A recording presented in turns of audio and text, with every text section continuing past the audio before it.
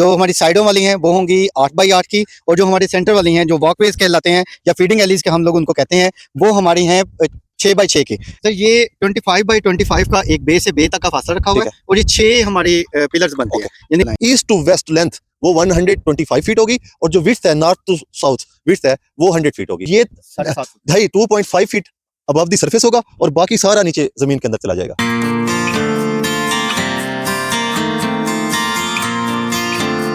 जी, मेरा नाम फरहान है और इस वक्त मैं मौजूद हूँ अपने फार्म नेक्स्ट डेयरी फार्म के ऊपर। तो जिस तरह मैंने पहले आपको अपडेट दी थी अपनी बाउंड्री वॉल के सिलसिले में कि हम अपना अल्हम्दुलिल्लाह नया फार्म शेड कंस्ट्रक्ट कर रहे हैं, तो आज हमारी अल्हम्दुलिल्लाह अर्थ ब्रेकिंग हो गई है। और मेरे साथ मौजूद हैं असद भाई, इनका नाम भी असद अंजुम है और मेरा नाम भी फरहान अंजुम है, तो हम दोनों शेयर भी करते हैं नेम।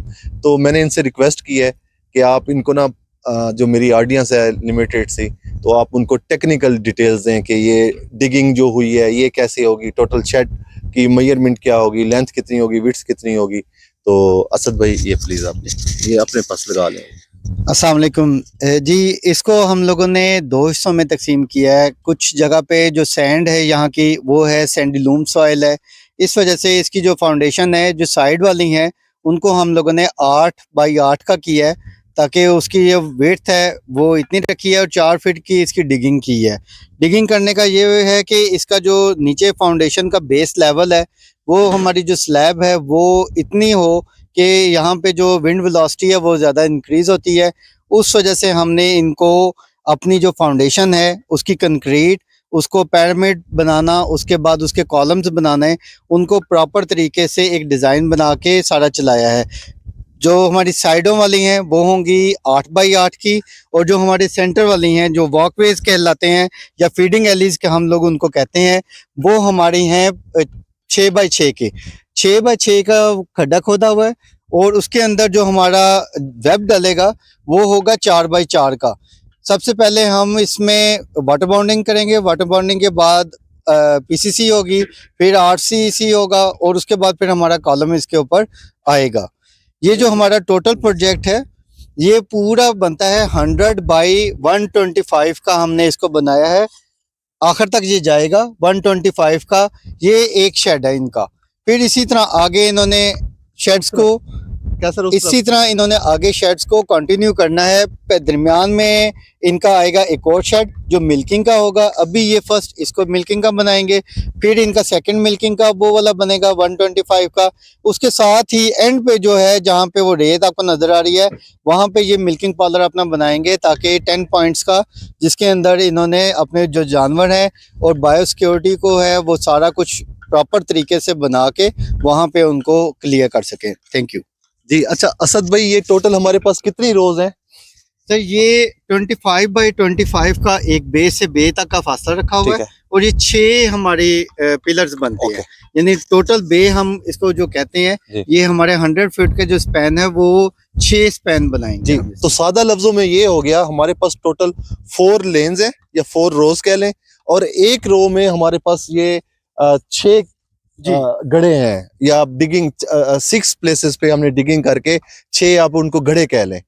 तो अब हर घड़े के ऊपर एक पिलर स्टैंड करेगा, और इसमें वो असद भाई ने जिस तरह आपको टेक्निकल टर्म्स में बताया कि इसका नीचे पूरा सादा लफ्जों में पूरा एक कंक्रीट और आयरन का एक जाल बना के, तो फिर नीचे से वो 7 फीट वाइड है, और फिर ऊपर से ऐसे जो पिरामिड कह रहे थे ऐसे श्रिंक होता हुआ दरमियान में 18 इंच का वो बन जाएगा। मैं आपको सादा लफ्जों में एक्सप्लेन करने की कोशिश कर रहा था कि ये टोटल 6 रोज है, और सॉरी 4 रोज हैं, यानी कि 4 लेन्स कह लें, और एक रो में 6 यानी कि 6 गड़े हैं, और ये तकरीबन जाके कोई 6 फीट नीचे गए हैं, 4 फीट नीचे गए हैं।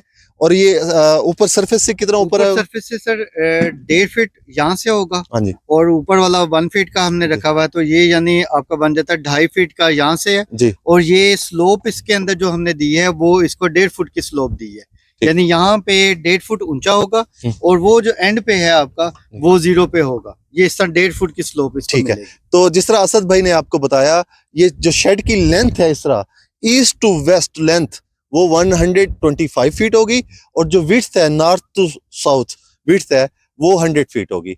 उसमें से दरमियान में 20 फीट का डाइनिंग टेबल आ जाएगा और 40 फीट का शेड इधर हो जाएगा और 40 फीट का इधर हो जाएगा। टोटल यानी कि जो कवर्ड एरिया होगा वो 125 फीट बाई 100 होगा। और उसके अलावा एडिशनली हमने, जिसको आप सैन कहते हैं, जब जानवर शाम में सुबह ठंडे टाइम, वो एक्स्ट्रा है, वो देखें वो 60 फीट की, अगर देखेंगे जहां हमारी वॉल है वो 60 फीट ओपन एयर होगा।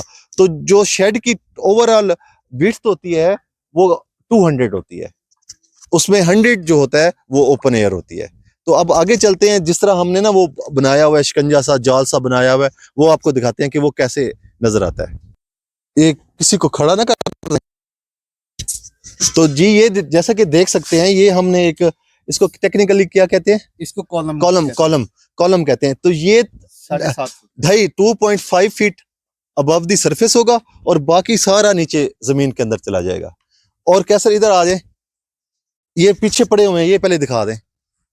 ये सारे माशाल्लाह टोटल ये कितने 24 ही पूरे एग्जैक्टली 24 पड़े हुए हैं। 24 पिलर्स बनेंगे और 24 ये पड़े हुए हैं।